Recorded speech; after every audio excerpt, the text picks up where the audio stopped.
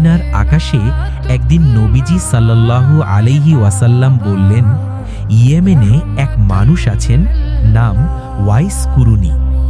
আমার জন্য তার দোয়া চেও। কেউ অবাক হল, তিনি তো নবীকে দেখেননি।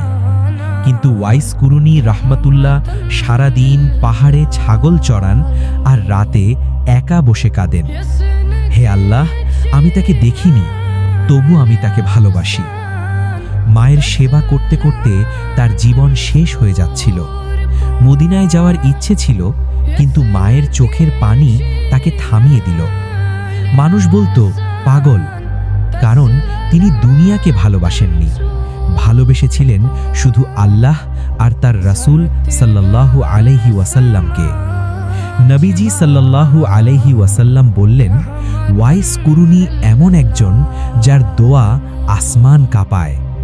তাই মনে রাখবেন, যাকে দুনিয়া পাগল বলে, আল্লাহ কখনো কখনো তাকেই সবচেয়ে বেশি ভালোবাসেন। নবীজি ইন্তেকালের পর একদিন হজরত উমর ও হজরত আলী ইয়েমেনে গেলেন।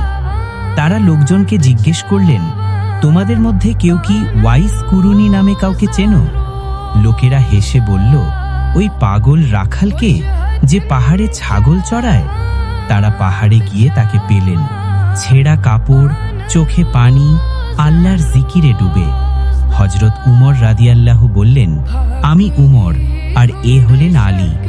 নবী সাল্লাল্লাহু আলাইহি ওয়াসাল্লাম আমাদের পাঠিয়েছেন তোমার দোয়া চাইতে। এই কথা শুনে ওয়াইস কুরুনি রহমাতুল্লাহ আলাইহি কেঁদে ফেললেন। বললেন, আমি তো গুনাহগার, আমার দোয়া কেন? হজরত উমর রাদিয়াল্লাহু বললেন, কারণ তুমি মায়ের খেদমত করেছ, নিঃস্বার্থভাবে আল্লাহকে ভালোবেসেছ। ওয়াইস কুরুনি মাথা নিচু করে শুধু বললেন, তাহলে আমার দোয়া শুধু উম্মতে মুহাম্মাদের জন্য। শেষ শিক্ষা, নবীকে না দেখেও যে তাকে ভালোবাসে, মায়ের সেবাকে যে ইবাদত বানায়, আল্লাহ তাকেই দুনিয়ার গোপন অলিতে শ্রেষ্ঠ বানান।